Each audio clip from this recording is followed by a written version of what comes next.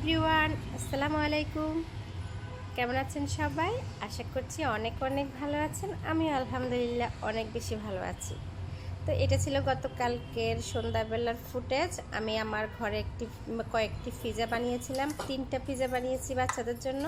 তাই আপনাদের কাছে শেয়ার করতে চলে আসলাম। যাদের কাছে পিজা বানানোটা অনেক বেশি ঝামেলা মনে হয়, তাদের কাছে আমার আজকের ব্লগটি দেখলে খুবই ইজিলি মনে হবে এবং সব সময় বানাতে ইচ্ছে করবে। আর পিজা বানাতে যে যে উপকরণগুলো লাগে তা এক ঝলকে দেখিয়ে দিই। লাগছে 1 কাপেরও বেশি ময়দা, 2 টেবিল চামচ ইস্ট, আর 2 টেবিল চামচ রান্নার তেল, 1 চিমটি লবণ আর কুসুম গরম পানি। এই সবগুলো উপকরণ একসাথে মিলিয়ে একটা পারফেক্ট ডো তৈরি হবে। আর এই ডোটা দিয়েই তৈরি হবে আজকের পিজা। তো পিজা বানানো আসলে খুবই ইজি একটি ব্যাপার, যদি পারফেক্ট ডোটা করতে পারেন। সেই পারফেক্ট ডোটা করার জন্য একটু মনোযোগ সহকারে ডোটা করে নিতে হবে। হাতে সয় এমন পানি দিয়ে ডোটা তৈরি করতে হবে, তাহলে ডোটা সফট হবে, পিজাটা খুবই সফট হবে, খেতে অসাধারণ লাগবে। যারা বাইরের পিজা কিনে খান তারা একটু বাসায় ট্রাই করবেন।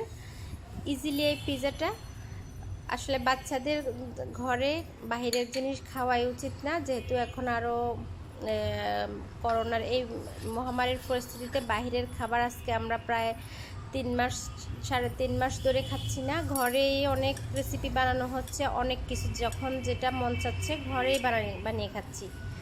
আসলে আমরা মেয়েদের ক্ষেত্রে এটা খুবই ইজি, আমরা যদি কোনো কিছু বানানোর চেষ্টা করি সফল হয়ে যায়। তো ইনশাল্লাহ আমার এই রেসিপিটি দেখলে আপনারাও এই পিজাটা বানানো খুবই সহজ মনে হবে। আমি এভাবে মধ্যে ডোটা তৈরি করতেছি। ডোটা তৈরি করে আমি 2 ঘন্টা রেস্টের জন্য রেখে দেব। তো এই সময় 2 ঘন্টার মধ্যে এই ডোটা ফুলে দ্বিগুণ হয়ে যাবে, আর পিজা বানানোর জন্য পারফেক্ট যে ডোটা লাগে সেটাই তৈরি হবে। তো আপনাদেরকে বলছি, যারা আমার চ্যানেলে এখন পর্যন্ত নতুন, যা সাবস্ক্রাইব করেননি, প্লিজ আমার চ্যানেলটা সাবস্ক্রাইব করে দেবেন। আর ভালো লাগলে ভিডিওগুলো অবশ্যই লাইক করবেন, শেয়ার করে দেবেন ফ্রেন্ডস অ্যান্ড ফ্যামিলি মেম্বারদের সাথে। আর যারা আমার সাথেই আছেন, আমার বন্ধু হয়ে আছেন, তাদেরকে অনেক বেশি ধন্যবাদ ও ভালোবাসা জানাচ্ছি। এভাবেই সাথে থাকবেন, আমার সাথে একসাথে পা দিয়ে চলবেন। আপনারা আমার ফ্রেন্ডস, আপনারা আমার ভিউয়ার, আপনাদের সাথে নিয়ে আমার চলার আনন্দই আলাদা। আপনাদের সাথে নিয়ে চলতে চাই বাকি পথটা। প্রত্যেক মানুষের আসলে স্বপ্ন থাকে আর একটি কাজের খুব আনন্দ পায়। আমি আর এই ইউটিউবিং করতে মজা পাচ্ছি, আনন্দ পাচ্ছি। আশা করছি আপনারা সবাই আমাকে সাপোর্ট করবেন। যারা আমার ফেসবুক মেসেঞ্জারে নক করছেন, আপু তোমার রান্না ভালো লাগে, তোমার ব্লগ ভালো লাগে, তোমার সাথে কথা বলতে চাই, প্লিজ মনে কষ্ট নেবেন না। আপনারা জানেন আমার 3 জন বাচ্চা, আমি ওদেরকে মেনটেন করে, ওদেরকে রান্নাবান্না করে খাইয়ে গুছিয়ে এই ইউটিউবিংটা করতে আমার অনেক সময় চলে যায়। আমি ফেসবুকে যথাযথ সময় দিতে পারছি না, সরি। আপনারা যাদের আমার সাথে কথা বলার ইচ্ছে, এই মেসেজের মাধ্যমে আমার এই কমেন্টস বক্সে এসে কমেন্ট করে যাবেন, আমি রিপ্লাই দেওয়ার চেষ্টা করব। অবশ্যই রিপ্লাই দেবো, যেহেতু আমার ছোট্ট একটি চ্যানেল। এই কমেন্টগুলো পড়তে আমার খুবই ইজি মনে হয়, খুবই আনন্দ পাই আপনাদের কমেন্ট পড়তে, আর আমি আনসার করে দেব। তো চলে আসি পিজার ভিতরে যে স্টাফিংটা হয়, সেই স্টাফিংটা তৈরি করতে। মুরগির বুকের অংশ নিয়েছি আমি, সেই বুকের অংশটাকে আমি ছোটো ছোটো পিস করে আমি এখন একটু সয়া সস আর একটুখানি ভেজে নেব এই ছোটো ছোটো পিসগুলোকে। মুরগির বুকের অংশ যে ছোটো ছোটো পিসগুলো কেটেছি, সয়া সস আর চিলি পাউডার দিয়ে আমি তেলে ভেজে নেব। প্রথমেই আমি এই মশলাগুলো মেখে নেব, সয়া সস আর মরিচের গুঁড়ো। আর লবণ ইউজ করব না এখানে, কারণ লবণ ইউজ করা লাগবে না, সয়া সসের মধ্যে লবণ আছে, সেই লবণটাই এই মুরগির ছোটো ছোটো পিসগুলোর জন্য যথেষ্ট। আর যদি লাগে আমি প্রয়োজন মতো দিয়ে নেব। দেখতে পাচ্ছেন আমি একটু ম্যারিনেট করে নিচ্ছি সয়া সস আর চিলি পাউডার দিয়ে। আপনারা এখানে বিফ ইউজ করতে পারেন, ভেজিটেবল ইউজ করতে পারেন। আমি আজকে চিকেনের পিসগুলো ইউজ করেছি, যেহেতু বাচ্চারা খাবে। দিয়েছি আরও একটু ভেজিটেবল, পরে এগুলো স্টেপ বাই স্টেপ দেখাচ্ছি। প্রথমে কড়াইতে দিয়ে নিলাম একটুখানি রান্নার তেল, রান্নার তেলটা গরম হয়ে আসলে আমি দিয়ে দেব একটু আদা রসুনের পেস্ট, অল্প পরিমাণে দেব যেন একটু মাংসটা সিদ্ধ হয় আর কি, আর ফ্লেভারটাও ভালো আসে। এই যে 1 চামচের মতো দিয়েছি এখানে আমি আদা রসুন পেস্ট, একসাথে করা আছে আমার ব্লেন্ডার করা। তো এই আদা রসুন পেস্টটা একটু কাঁচা গন্ধ চলে যাওয়ার জন্য হালকা নেড়ে চেড়ে ভেজে নেব। আর তেলও আমি খুবই সামান্য ইউজ করেছি, দেখতে পাচ্ছেন। তো দিয়ে দিলাম আমি মুরগির বুকের অংশের যে ছোটো ছোটো পিসগুলো ম্যারিনেট করা ছিল, সেই পিসগুলো দিয়ে আমি একটু ভেজে নেব। খুব বেশি সময় লাগবে না, যেহেতু মুরগি এটা বিফ হলে একটু সেদ্ধ করে নেওয়া লাগতো ভালো করে, চিকেনটা খুব একটু সিদ্ধ করা লাগে না, তাড়াতাড়ি হয়ে যায়। তার এখানে পড়েছে আদা রসুন পেস্ট, তারপরে পড়েছে সয়া সস, এই দুইটার কম্বিনেশানে মাংসটা খুবই সফট হয়ে যাবে অল্প সময়ের মধ্যে।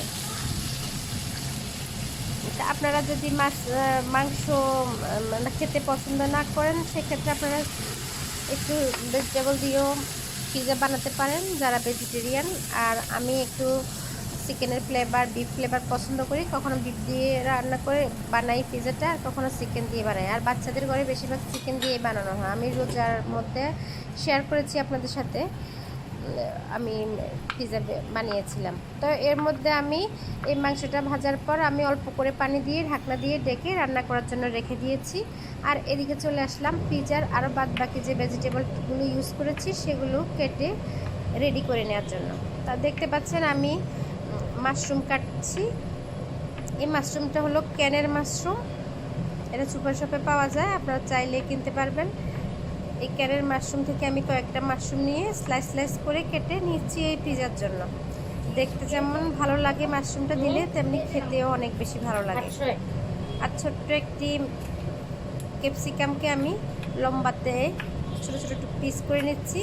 এটা আসলে শুধুই সাজানোর জন্য, খেতেও ভালো লাগে, বাট এই এটা দিলে, ক্যাপসিকামটা দিলে হয় কি দেখতে সুন্দর লাগে পিৎজাটা সাজালে। তো আমি দুটোই কেটে নিয়েছি, আরও একটু দেব, সেটা আমার আসলে স্কিপ করে গেছে, কাটটা দেখাতে পারিনি আপনাদেরকে। পেঁয়াজ দিয়েছি পাতলা পাতলা করে। আর এদিকে আমি চুলায় কাজ চলতেছে, এদিকে আসলাম, এক পাশে আমি কাটাকুটি করতেছি, এক পাশে চুলায় রান্না চলছে। তো আমার এই চিকেনের পিসগুলো অনেকটা সিদ্ধ হয়ে গেছে, দেখতে পাচ্ছেন পানি টেনে তেলে ভাজা হচ্ছে, আর সুন্দর একটা স্মেল বেরোচ্ছে। এই সময় আপনারা তো আসলে স্কিনে স্মেলটা নেওয়ার সুযোগ নেই, তাই পাচ্ছেন না। তো আমি ভেজিটেবল স্টাফিংগুলো রেডি করে চলে এসেছি চিজগুলো গ্রেট করে নিতে। আমি একটি সালাদ কাটারে পিৎজার জন্য এই চিজগুলোকে গ্রেট করে নিচ্ছি। আপনারা চাইলে স্লাইস পনিরগুলো ইউজ করতে পারেন, চিজের মধ্যে কিছু স্লাইস করা থাকে, আমি এটাই ইউজ করতে পছন্দ করি, তাই এটাই করছি। তো আসুন, আমি পিৎজার জন্য যে ডোটা রেডি করেছিলাম সেটা আলহামদুলিল্লাহ 2 ঘন্টা পরে এসে দেখি খুবই সফট হয়ে আছে এবং ফুলে দ্বিগুণ হয়ে গেছে। আর আমি আজকে বানাবো টার্কিশ পিৎজা, তাই একটু শেপটা লম্বাটেই দিলাম। গোল করে একটা বানিয়েছি আর দুটো বানিয়েছি লম্বাটে করে। আসলে টার্কিশ পিৎজাটা একটু লম্বা সাইজের হয়, বাচ্চারা খেতে চেয়েছে আম্মু টার্কিশ পিৎজা বানিয়ে দাও, ওরা ইউটিউবে দেখেছিল, তাই সেভাবে বানানোর চেষ্টা করছি। আসলে আমার বাচ্চারা খুব বেশি পছন্দ করে পিৎজা, প্রায় আমার ঘরে বানানো হয়, তাই আমার কাছে খুবই ইজি লাগে এখন বানাতে। আর আসলে এই তো সুন্দর একটি রেসিপি দেখলে সবারই বানাতে ইচ্ছে করবে। আশা করছি আপনারাও বাসায় বানিয়ে ট্রাই করে আমাকে কমেন্টে জানাবেন। দেখতে পাচ্ছেন লম্বাটে একটা শেপ দিয়েছি, এরপর আমি সস দিয়ে দিচ্ছি। তো বলেই রাখি, সসটা আমার হোমমেড করা। আমি রমজানে অনেকগুলো সস বানিয়ে রেখে দিয়েছিলাম বয়ামে। আর সসের একটি রেসিপি দেওয়ার ইচ্ছে আছে আমার কুকিং চ্যানেলে। আপনারা যারা আমার এই ব্লগ চ্যানেলে আছেন তাদেরকে বলছি, আমার একটা কুকিং চ্যানেলও আছে সারাস কুক, সেখানে গিয়ে ঘুরে আসতে পারেন, রেসিপি পাবেন। এখানে যেগুলো আমি রেসিপি সময়ের জন্য শেয়ার করতে পারি না, সেখানে শেয়ার করে দেবো ইনশাল্লাহ।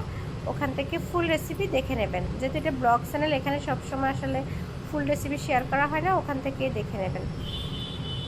তো আসি পিজাটা কিভাবে সাজাচ্ছি। প্রথমে সস দিয়ে নিলাম, তারপর দিয়ে দিচ্ছি পনিরটা, সসটা, চিজটা। চিজ যত বেশি দিবেন পিজার স্বাদটা তত বেশি হবে। তো আজকের পিজাটা আমি চুলায় বানিয়েছি, আপনাদের দেখানোর সুবিধার্থে। আমি সচরাচর চুলায় বানাই না, ওভেনেই বানাই। তো আজকে যেহেতু আপনাদের জন্য ব্লগ তৈরি করছি, পিজা রেসিপিটা তৈরি করছি, তাই চুলাতে ইজিলি কিভাবে বানানো যায় সেটাই দেখাচ্ছি। তো আমার তাওয়াটা একটু গরম হয়ে গেছে। আমি রুটি পাউডার যে তাওয়াতে ভাজি, সেই তাওয়াতে আজকে একটু তেল ব্রাশ করে নিলাম। তেল ব্রাশ করে আমি পিজা রুটিটা এখানে নিয়ে আসলাম। এনে আমি চিকেনের স্টাফিংটা দিচ্ছি সস লাগিয়ে রুটিতে, তারপর দিয়ে দিলাম চিজ, এরপর দিয়ে নিচ্ছি চিকেন, মাশরুম, ক্যাপসিকাম, পেঁয়াজ, সবগুলোর স্টাফিং একে একে সুন্দর করে আমার পছন্দ মতো সাজাচ্ছি। আপনারা আপনাদের পছন্দ মতো সাজিয়ে নিতে পারেন। আসলে এটা যার যার রুচি, যেমনই করে খেতে ইচ্ছে করে তেমনই করতে পারবেন। যেহেতু আপনার রান্নাঘর, আপনি আপনার মনের মাধুরী মিশিয়ে সাজাতে পারেন। এটাই হচ্ছে একটা সুন্দর সুযোগ, যে নিজের মতো করে একটি পিজা বানিয়ে খাওয়ার অনেকেরই ইচ্ছে থাকে। তা আমি আশা করছি আজকের আমার রেসিপি দেখলে আপনাদের সেই আশাও পূরণ হয়ে যাবে। খুব ইজিলি একটা পিজা বানিয়ে খেয়ে আমাকে ঝটপট একটি কমেন্ট করে ফেলবেন। তো দেখতে পাচ্ছেন আমি সুন্দর করে সাজিয়ে নিচ্ছি। আসলে দেখতেই ভালো লাগছে, সবুজ এবং এই চিকেনের কম্বিনেশনে পিজাটা অনেক বেশি ভালো লাগছে। সব কিছু দেওয়ার পর আবার উপর থেকে আমি একটু চিজ দিয়ে নিচ্ছি।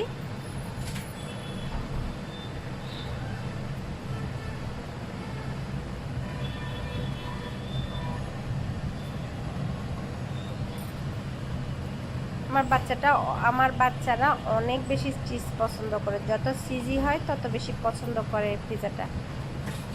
আর যেহেতু বাচ্চাদের উপলক্ষে বানাচ্ছি, বাচ্চারা খেতে চেয়েছে টার্কিশ পিজা, তো একটু চিজ তো দিবই। তো ঢেকে দিলাম। আমি সব সাজানোর পরে আমি ঢেকে রান্না করব 5 মিনিটের মতো। 5 মিনিট কুক করলেই হয়ে যাবে আমার এই সুন্দর পিজাটা। এদিকে আমি 5 মিনিটের জন্য চুলায় বসিয়ে দিয়ে আরেকটা রুটি তৈরি করে নিলাম পিজার জন্য। এই রুটিটা করেছি গোল করে, দেখতে পাচ্ছেন। আমি কাঁটা চামচ দিয়ে একটু ছিদ্র ছিদ্র করে নিচ্ছি, যেন এই রুটিটা খুব বেশি ফুলে না ওঠে। ফুলে উঠলে আসলে পিজাটা হবে না, দেখতে অসুন্দর লাগবে। তাই আমি একটু সস লাগিয়ে নিচ্ছি আবারও এই রুটিতে। দেখতে পাচ্ছেন আমি কিন্তু খুব বেশি সস ইউজ করছি না, অল্প সস দিয়েই আমি আজকের পিজাটা বানাচ্ছি। আরেকদিন আমি আপনাদের সাথে আরেকটি রেসিপি শেয়ার করার ইচ্ছে আছে। পিজা সস বানিয়ে আরেকটি পিজা বানাবো একদিন, সেটাও শেয়ার করবো ইনশাল্লাহ। আর ওই সসটা দিলে আরও বেশি মজা হয় পিজাটা। আমি খুব তাড়াতাড়ি আমার কুকিং চ্যানেলে পিজা যে সসটা হয় সেটা বানিয়ে শেয়ার করে দেবো ইনশাল্লাহ। তারপর নেক্সট 2-1 দিন পর আমি আরেকটি পিজা বানাবো হোয়াইট সস দিয়ে।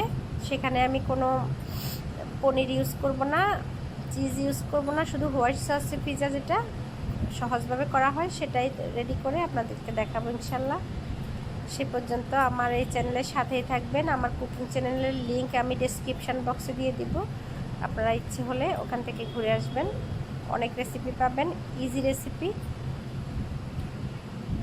আশা করছি আমার রেসিপিগুলো আপনাদের কাছে অনেক বেশি সহজ মনে হবে। সহজ মনে হলে একটা ছোট্ট করে লাইক দিয়ে দিবেন আর শেয়ার করে দিবেন ফ্রেন্ডস অ্যান্ড ফ্যামিলি মেম্বারদের সাথে। আর হ্যাঁ, আমার চ্যানেলটি অবশ্যই সাবস্ক্রাইব করবেন আমার সাথে থাকার জন্য, আমাকে সাপোর্ট করার জন্য। আপনাদেরকে অনেক বেশি পছন্দ করি, তাই আমি এত কষ্ট করে ব্লগ বানিয়ে আপলোড করে আপনাদের জন্য রেডি করি আপনাদের সুবিধার্থে। তাই আপনারাও, আমি যেমন আপনাদেরকে পছন্দ করি, আপনারা নিশ্চয়ই আমাকে ততটাই ভালোবাসবেন। আর সেই ভালোবাসাটার বহিঃপ্রকাশ হবে আমাকে সাবস্ক্রাইব করে আমার সাথে থাকলে। দেখুন 5 মিনিট পরের অবস্থা, মাশাআল্লাহ, এর মধ্যে আমার পিজাটা রেডি হয়ে গেছে। Yummy yummy pizza. দেখুন তো, এমন একটি পিজা একদম রেস্টুরেন্টের স্বাদে ঘরে যদি বানানো হয় কেমন ফিলিংস হবে আপনাদের। এই পিজাটা বানিয়ে আমি প্রথমে আমার হাজব্যান্ডকে দিয়েছি, তারপর পরের দুটো আমরা মা ছেলে মিলে খেয়েছি। আমার হাজব্যান্ডও সন্ধ্যার আগে চলে এসছে বাসায়।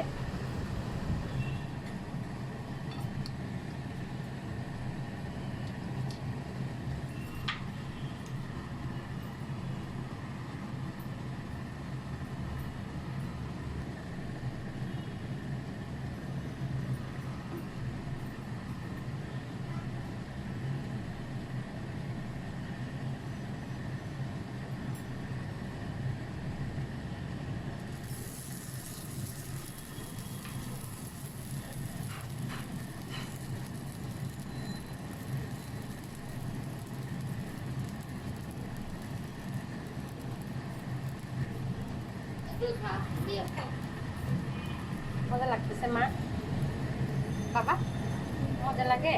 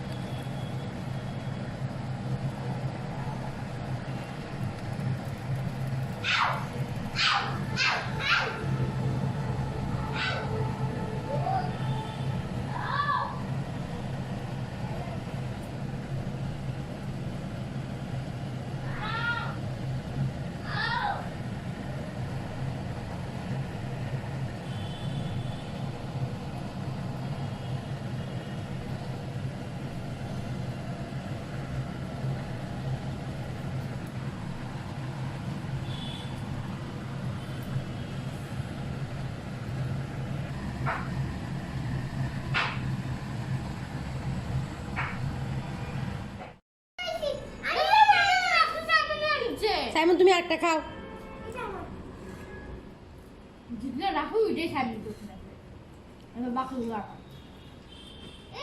ভিডিও হচ্ছে, পাগলের মতো খাইও না সাইমন।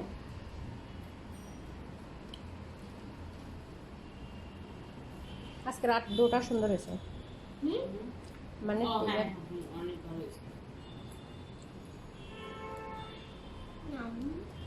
চিজটাও ভালো, মানে আঠার মতন একটাই আছে।